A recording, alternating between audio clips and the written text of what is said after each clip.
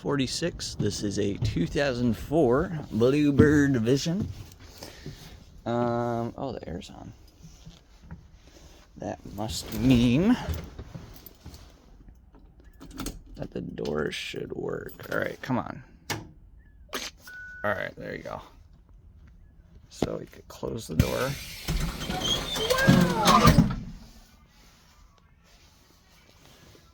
I don't know what that song is.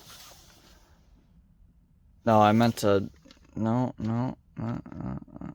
Radio, hold. Shh. There we go.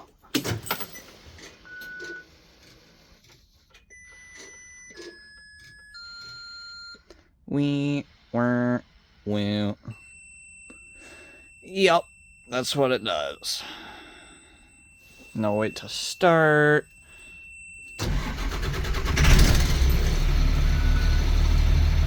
Look at that. 60 degrees Fahrenheit and it has no issues whatsoever. Cranky Caterpillar. I'm complaining about nothing. Alright. So, this is a 2004 Bluebird Vision with a Caterpillar C7. This is actually not a stock radio. This was put in aftermarket. We have a two-way up here. We do communicate with each other. We gotta put one in the blue bus though. We got driver's mounted fan, passenger side fan. We got the air wigwag. Love the air wigwags. We have a few of them, so if any of them break, we got that covered. This is the right one, so it goes up to the right. Yeah. So I'm trying to think of things I could say here. We got that Bluebird noise when you turn on the amber lights. Okay, I'm gonna have to show it after. Well, we got the incandescent warning lights. We have two strobe tube stop signs. One in the front, one in the rear. Close the door. Oh! We could talk about the door. The service door. Why isn't it lifting up? Am I doing it wrong? No, it's just like that. Okay. Alright, so you got the open door and the closed door. That might be the wrong order. But you got a light in here. So basically when you're pressing the switch with the key on, you're sending a signal and it saves it, either open or close. This little switch right here, this little problematic little fellow here, this has two connections. It clicks two connections. One is to that bottom door light right there, that little light that comes on, and the second one goes to the warning light flasher. So one time, you know, amber's on, open door.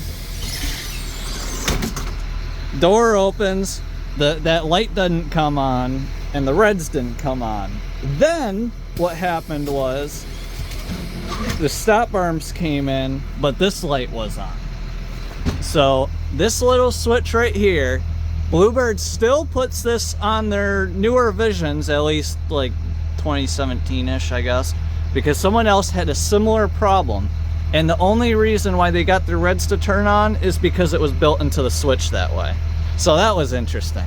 Also, I'd like to showcase these two little things here. So what I'm gonna do, I'm gonna hold the door open button. You see that little light? And then it happens when you close it too. So all the electronical open close memory is happening in the door compartment, which is pretty cool. It's pretty nice how you could like, oh, the switch isn't working. So that is pretty cool, I'll admit. The jackknife itself, I mean, it's cool. I mean, who has a jackknife bus nowadays with the door? It's crazy. And also the warning light switch does turn on the stop arm when the door is open. So here, let me showcase that. So we're gonna close the door. So you could see this little air piston kind of closes the door. It looks like it has an arm, kind of like how the ICs had them, like after 2013. So that's pretty cool. Trying to think. Now this bus has 2 roof hatches. This is not stock. That rear one is. I'm going to show you something cool with the rear one. So you got 2 vent switches. I forget which one it is. It was one of them. One of those controlled the first roof hatch. One of them controlled the second. So that has a little fan built into the thing. And I'm not gonna lie, standing under it, it looks scary. So I'm gonna turn it off. But it's still cool. Just turn them. The one switch doesn't even do anything. The switches. Oh boy. Alright. So this is not a heater master. I don't know what a heater master does, but I'd assume it cuts off the power when it's off. This is noise suppression. So the radio turns off. Any noise makers from the switch panel turn off. And then you turn it off. Noise comes back on. The way this master switch works for the warning lights, you turn it on when you want the warning lights to have power. So if you don't want them on, you turn it off. Door can open. Reds won't come on. You turn on the master switch. The red stop signs come out. So if anybody was confused about that, we also have a destination sign, which I forgot to turn on earlier. We got a PA interior, exterior. PA speaker does work now. Oh, it's because the radio's off. Trying to think. Okay. We have a child check sticker here. We actually have this unit. They took it out, so we're gonna put it back in, which I'm happy about. What I wasn't happy about was figuring out how it worked and how to wire it, which that was definitely a pain. Looks like we also have a body fluid cleanup kit and a first aid kit. I don't think anybody's been in those, to be honest. We also have a kind of a body number, it looks like. Placard. No, it looks like it's just the chassis serial. But you can look up on Bluebird Vantage this bus, which is pretty cool. It also has 45 and 50 stickers from, I believe it's Noah's channel. I could be wrong. I don't remember. Yes, it is Noah, I think. So you got some other stickers. You got the Xeon cameras. We're getting those in soon. I know that. I'm not sure where exactly we're putting it. I think it's going to be backwards there, dash camera somewhere underneath here, and I'm assuming there's going to be one in the back too.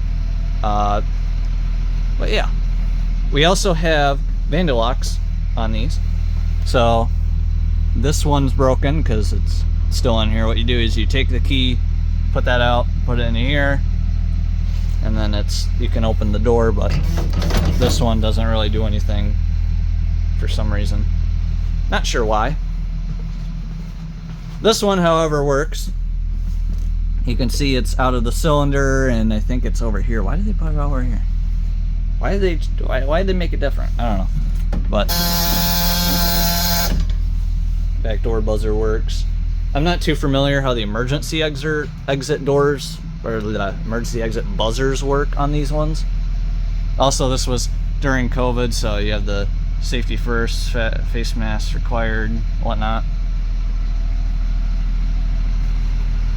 Oh, I forgot about the air horn. It's got an air horn. So the way this bus works is, I don't believe there is an auxiliary tank technically. I think everything is directly from the 2 tanks. I'm not sure which one, but the air door will turn off when the tanks are low, and the service door too. So we got an air horn.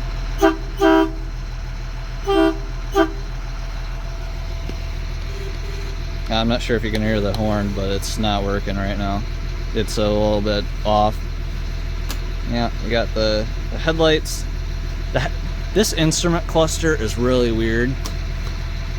It does stuff really slow. I think it's supposed to be like a sleepy type of thing, so it's very efficient with the battery, not wasting battery. But yeah, you got a whole bunch of fan switches.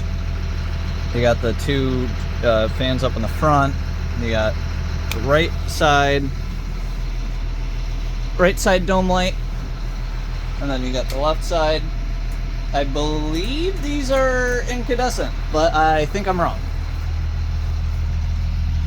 because they don't look incandescent when they come on. No, they're LED now. They used to be incandescent, I think. So yeah, that did get changed for the people who were like, oh, I want them LED. Thanks. That did absolutely nothing. There's no reason why you needed LEDs. They just costed more money. Oh, if you look back here, there is an aftermarket dome light, kind of. So basically, this is normal, but for some reason they didn't put the two dome lights back here, so they are getting them put in. And I guess LT wanted that, so LT asked, LT get. This is interesting. I like these marker lights, I guess. I think they're called identification lights on the inside. They might be called that on the outside too, but they had to have them at emergency, added emergency doors, so the front door doesn't count. It's pretty cool. Oh, emergency exits. The windows. Emergency windows. I lift that up. I guess it pushes out. Emergency windows. So you push them up, and then they're hinged at the top, I believe. I haven't opened up any of these windows, and I feel like I shouldn't. I'm gonna be honest. We do have electric stop arms. So originally, this front stop arm was a smart stop arm. And by smart, I mean unnecessarily computerized. So basically, the stop arm is always powered on the smart signs. It's not smart anymore, but basically it always gets power, and whenever it has stop arm power, it opens the sign. So it will open the sign. So if you turn off the power, it will just keep opening and then stop, and then it will check again. Do I need to stay out or do I need to go back in? And then it'll go back in if it needs to. But it while it's moving, it doesn't do what it's supposed to. But it's weird, because it'll keep the lights on while it's moving until it's fully closed. And it turns out it didn't happen on this bus. It happened on a CE, actually. The stop arm kept going back in, stopped, and then it kept the lights on because it thought it was still out. So not very smart when you unnecessarily computerize something, right, guys? Ugh. Yeah, so this bus has a ABS light on. I guess there was something wrong with the module. It failed inspection, and then they're like, well, it's old, let's get rid of it. I think that's what happened. Could be wrong.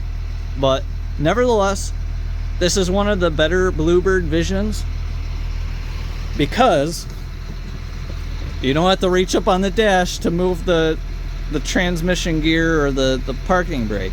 It's all conveniently right here. Why did you remove this? Bluebird, modern day Bluebird, is just, well, I can't even say it's Bluebird now. It's Thomas. Thomas just came out with the EFX2. What the heck? Like, back in January, they're like, oh, here's the EFX2, and now everybody's talking about it because they officially released it in March. Wow, that's so great. But they're trying to be more cost effective.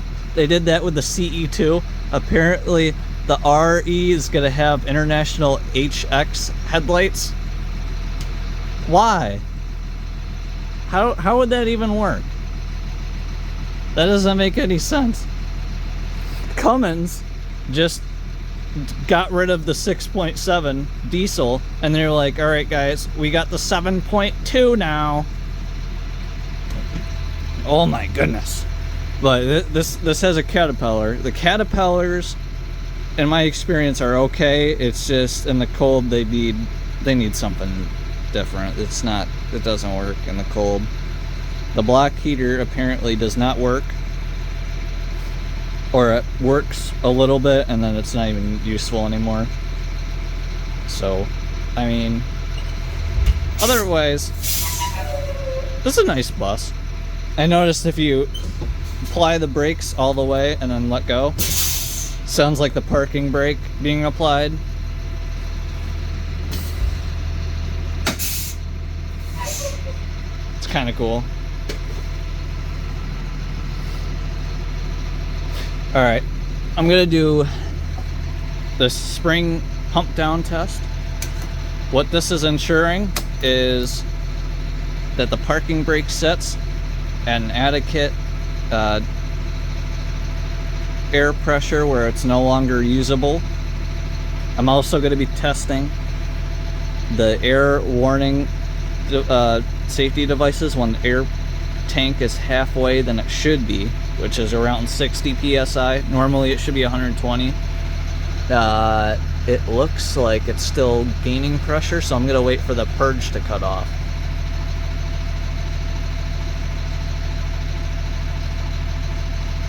Which should be around 120, so.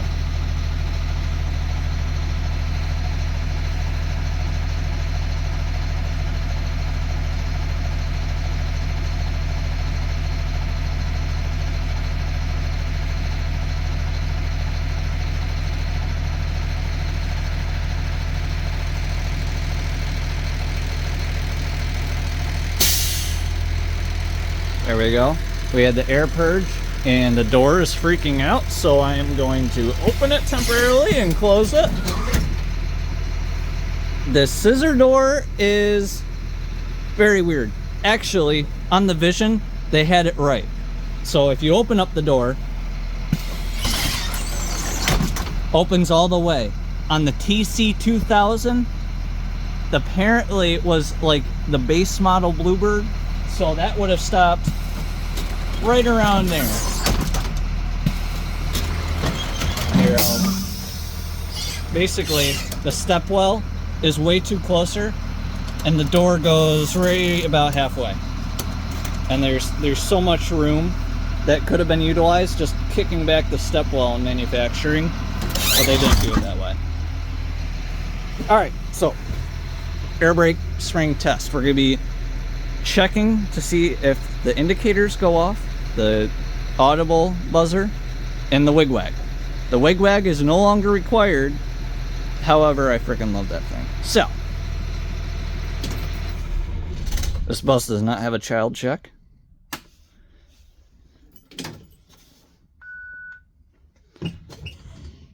Gotta turn it back on, don't I? Isn't that so funny? I have to turn on the bus just to see the air pressure. It's gonna do a little beep. I'm gonna wait for it to stop. That's another thing. Keeps clicking somewhere. I think it's in the engine compartment or something. It might be the air brake, but it just keeps clicking whenever you have it on. So if anybody knows what that is, please let me know. Because the person who owns the bus definitely does not either. Alright, so pushing in the park brake.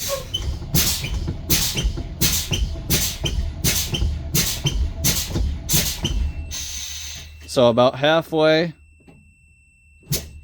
There we go. Both the lights are on. Surprised the wigwag didn't go first. But now around 30 PSI, so about 1/4, the spring lock air brake should apply.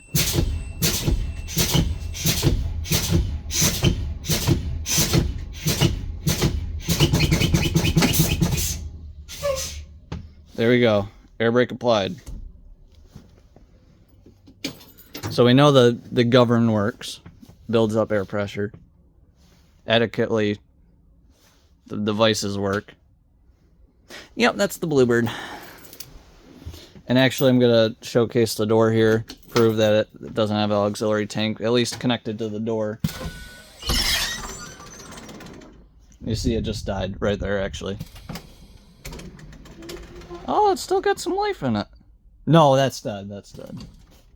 Yeah. Yep. The air door always works when this manual valve is open, or in the automatic.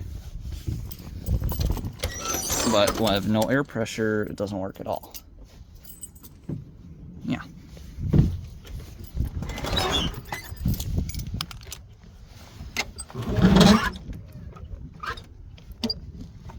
Just twist this down that way. And it's locked. Bluebird Vandalock. Why don't they just have locks on all of them? You'd think they would. 2004 Bluebird Vision.